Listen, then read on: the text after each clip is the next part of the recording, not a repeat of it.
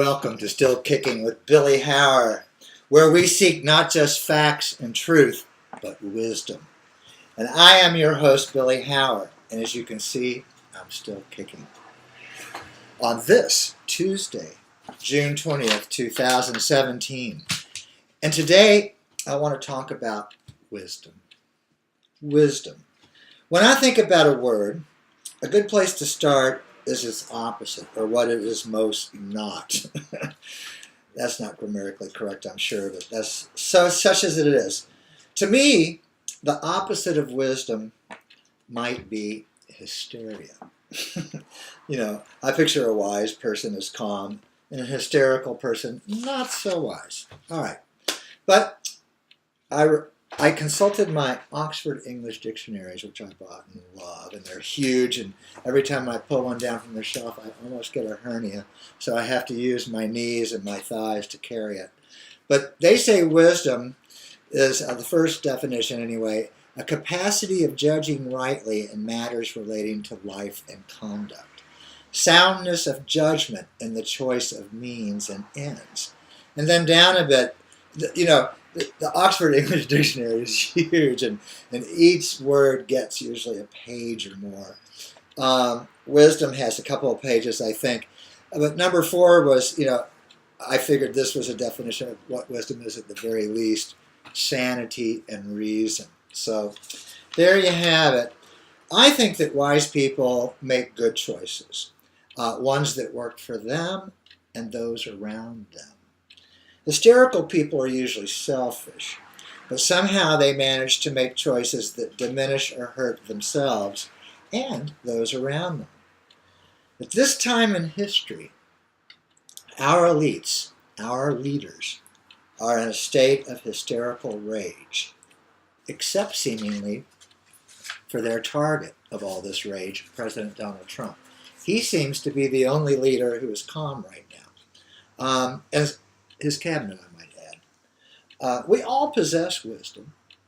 We all possess hysteria. I have been hysterical in my life. I have. We've all made bad choices, and we have all made good choices, hopefully. At least a couple.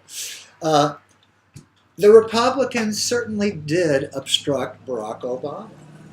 But their hatred for Obama, and they did hate Obama, and their anti-Obama hysteria did not reach the current level of Trump bashing. And maybe that's because Republicans only had Fox News. Democrats have MSNBC, NBC, CBS, ABC, CNN, NPR, BBC, on and on. The anti-Trump media forces are legion. And they are fanning a rage. They are fanning anger. And it scares me. It scares me because it is so intense and it's so never-ending. And even when they do tone it down, it's still there. It's just calmer. But everything is put in the worst possible light for this administration. But anyway, while this legion of Trump haters called our media, I call it the corporate media, because, we don't have a free press. We have a corporate press.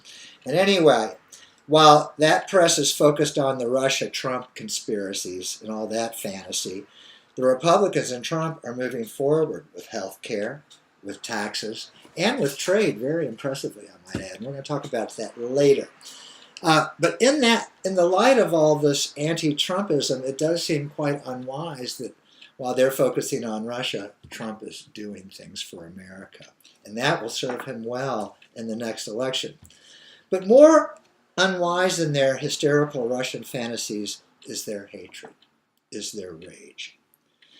It's already prompted an unstable Bernie Sanders supporter to take shots at Republicans with a rifle. And I was a Bernie Sanders supporter myself. We are living in a graceless period, which is a tragedy.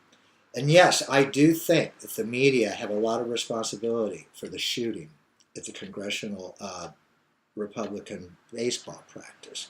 And I think the Democratic Party does too. And, I think there's always unstable people in the world. And I think that instability, they hear this kind of rhetoric on and over, and how evil he is, and all this anti-Trumpism. And of course, they're going to do these things. But the thing is this kind of instability, this kind of psychological fragility can spread. It can spread because the media is creating this psychology in us. This is propaganda of hate on a scale I have never seen. In fact, it's like when they had those moments of hate in 1984 against the Goldberg guy who was the underground rebel. Anyway, if you're not familiar with it, I'm sorry I made the reference. I just read it and I can't remember his name anymore. I think it was Goldberg. But anyway, we're living in a graceless period, which is a tragedy, because the greatest and wisest thing we can give each other is grace. Now, what is grace? Well, I pulled down the Oxford English Dictionary, and grace has 4 pages. But the Latin, they start with the Latin. It means pleasing quality, attractiveness. Favor, goodwill is the second definition in Latin. 3 is gratitude and thanks. In English, the first definition is the quality of producing favor. I can't read my writing. Oh, the quality of producing favorable impressions, attractiveness, and charm. But it goes on to say now usually with more restricted application it means the attractiveness or charm belonging to elegance of proportions, or especially ease and refinement of movement, action, or expression. So, I think of Audrey Hepburn or Grace Kelly when I think of that definition of grace. But they both mention favor or goodwill. And they mention it as opposed to right or obligation. And the definition number 7 of grace is the condition or fact of being favored in grace. And I was thinking when I say it, when I say grace, I'm really thinking of the theological language of grace. And theologically it means the free and unmerited favor of God as manifest in the salvation of sinners and the bestowing of blessings. So grace is something you give, and it's not necessarily deserved by the person you give it to. And me being a sinner, and I have sinned greatly, and I'm very ashamed of all of it, but because I believe in Christ, He has forgiven my sins. And that's basically the theology of grace. And so I thank God for that grace. And that salvation is a blessing. So grace is a blessing always. Grace is really the opposite of vilification and punishment and hysteria. Grace is saying, I favor you. I invite you into my kingdom, into my home, because I love you, not because you deserve it, because I just favor you. Well, we could favor people with whom we don't agree with our undivided attention. But that would require grace, and that would require setting our own egos aside, at least temporarily. It requires a retreat from superiority. It would be an act of grace for the Democratic media to give President Trump the benefit of the doubt, at least some of the time. In other words, we could assume he loves this country and wants to help make it greater and uplift the working class. Why we can't all get behind that, I don't know. I've noticed in my 60 years on this planet that vilification is the precursor of violence. We vilified Saddam Hussein for a whole year before shock and awe, before we murdered him and thousands of Iraqis, hundreds of thousands, just in the first weeks of that campaign. We called him a torturer, and then we immediately became the torturers. And that's the thing, you got to be careful who you hate, because it's real easy to become them, because that's the way hate is. Hysteria, vilification, rage is torture. Listening to the media, their hysterical, hateful coverage is torture to me, and I'm really getting sick of it. I was sick of it long before Trump became president, but now it's getting really bad. Now, sometimes I wonder if the reason Democrats talk so much about compassion is because they don't have any.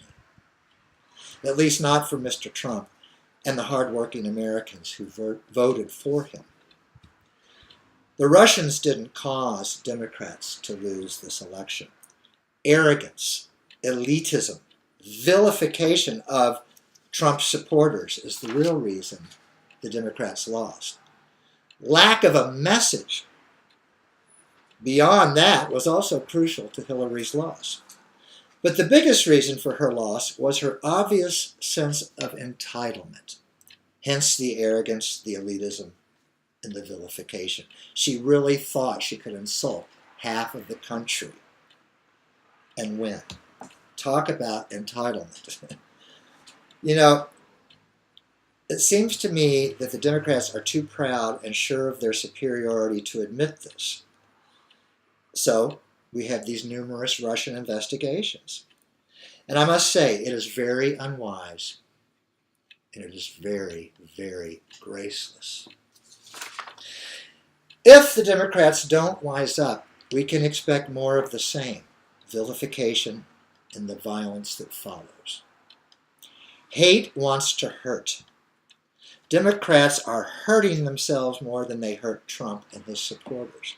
They did it before the election, and they're still doing it. They've learned nothing.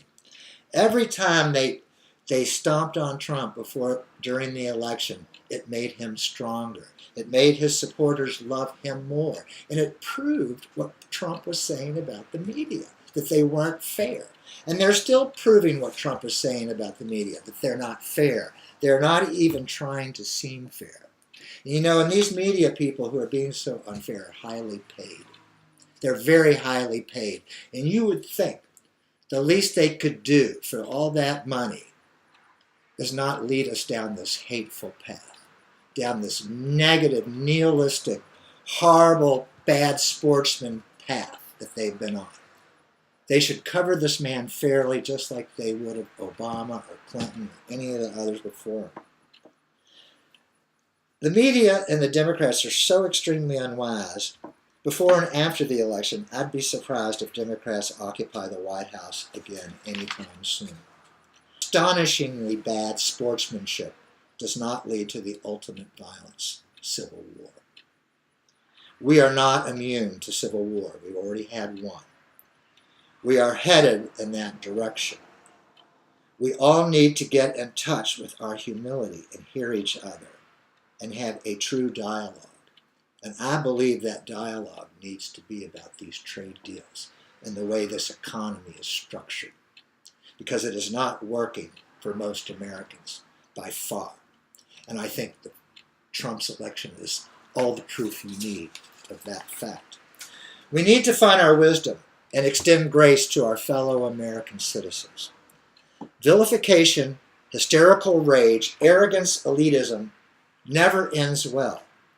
It's time to pull back. It's time to calm down. The media especially must stop making things worse. You know, it's not just the news media. You have Kathy Griffin and her death porn, her beheading porn. You have the public theater in New York. You know, more violence porn, more assassination porn.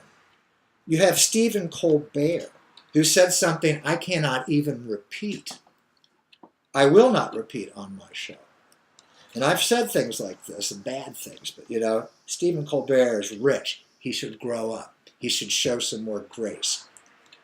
You know, all of these guys, CNN, MSNBC, they must stop promoting this vilification and this ensuing violence.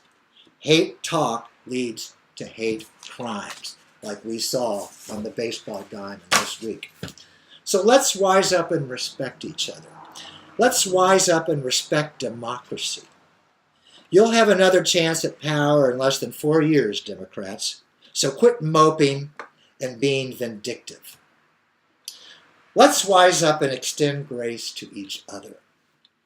I'll finish the show by mentioning some of President Trump's achievements, in spite of the never-ending attacks he endures, with more grace, I might add, than his attackers have. And I'm just going to do this because I want to extend grace to the president I did not vote for. And I'm going to need my glasses to do this. I'm just going to read the headlines and maybe talk about it. Israel offers measures to improve lives of Palestinians. They are actually making an industrial park close to the border. And they're going to say, this is your property. They're going to deed it to them. They're going to guarantee them that they can do commerce with Israel and anybody else. And they're going to smooth down the checkpoint between this facility and Israel. Now, that is solid progress. It's progress that could bring prosperity to the Palestinians, and prosperity usually does lead to peace. And Obama achieved nothing in the Middle East. And look, Trump has achieved that. He has made a solid step forward. And Netanyahu said he did it because he did it at the urging of our president, President Trump. So good for you, Trump. Also, visits from nations on the travel ban plunge. Now, even though this travel ban has been blocked by the courts, the people don't feel welcome and they're not coming. And I got to say, you know, I have nothing against Muslims, but I do not want women's rights to be deteriorated. You know, and Muslims will vote, and they are not for women's rights. And I'm gay, and I do not want to go back in the closet. So I worry that the First Amendment could be a door into losing all the other 10. If we were, you know, if we let Muslims come in at the numbers that there are, you know, there's a lot of them. And if we let them in, this is what the problem is in the Netherlands. And Garrett Wilders, he's saying these people vote, and they're not going to vote for liberal democracy. They're not. They're not going to vote for women's rights or gay rights. And they will get to vote, and they will get to speak, and that's fine. And hopefully we can keep them from turning us into a dark Muslim country, because they all are dark. And by the way, I love Qatar. I love Qatar because they have Al Jazeera. And I think that Saudi Arabia stinks compared to Qatar. And they're all Muslim countries. But Qatar at least respects journalism. And I would say that Al Jazeera is better than any of the networks I've mentioned on this episode. Okay, let's move on. NATO to act on Trump's call for more spending. They're doing it. They're spending more on their militaries. And you know what? They should, because their countries and their economies are as big as ours. This is no longer post-World War II. We are no longer trying to nurture these countries back. And Wilbur Ross, our trade guy, our commerce secretary, he has said that, you know, these world trading orders are totally outdated. You know, these countries are as big and as powerful as we are, and we should no longer be favoring them in these trade deals and financing their surpluses. And I think he's right. And I think he's doing it. You know, and here's, by the way, I don't have an article for this, but Wilbur Ross got China to let in U.S. beef. That's huge. U.S. beef hasn't been allowed in for 14, 17 years. And now it's in. And nothing from the press, nothing. So, you know, he's done a lot in trade. Factories maintain run of strength. So U.S. factories are humming along pretty good. Thank you, Mr. Trump. Trump ordered boost apprenticeship programs. You know, and he's right to do that, because there's too much emphasis on higher education. What we need is technical education. You know, the guy who fixes my bathroom and the guy who fixes my gutters, they make big money. I know they do, because I pay them. And these are great skills to have, and we should be teaching them to more people. Daimler, you know, they make Mercedes and a bunch of other stuff too, Bentleys and all that, to boost U.S.-made parts. Would that happened under Obama? No. And this is the thing about Wilbur Ross, which is so good. He said, you know, these trade deals are an anachronism. And they were designed to help the war-ravaged nations rebuild after World War II. And the U.S. at the time was the world's dominant economic power. But he says the Allies have caught up with the dominant U.S., and our policies did not change. And he gives one example. European automobiles sent to the U.S. Get a 2.5% tariff slapped on them. American vehicles sent to Europe get a 10% tariff. So, you know, these are the kind of things that are in these old trade deals, and they need to change. Also, you know, border crossings are way down, and that helps American workers, because if there isn't this great big huge supply of cheap labor, employers have to pay more to get somebody to show up for a job interview. So this is good. This is good. And you know what? Higher wages are good. It will stimulate the economy because higher wages mean stronger demand. And everybody wants strong demand. That's what an economy feeds on, is the demand. You know, so increasing wages will stimulate demand, which is very good for economic growth. But I will say this about Trump. I disagree with him about lowering taxes. If he wants to stimulate growth, raising taxes is a much better idea. Because if you raise taxes, the only way for a business to avoid those taxes is to invest. And that's what we want them to do. If you lower the taxes, what they're going to do is take their profits and take a world cruise. But if you raise the taxes, they're more likely to invest.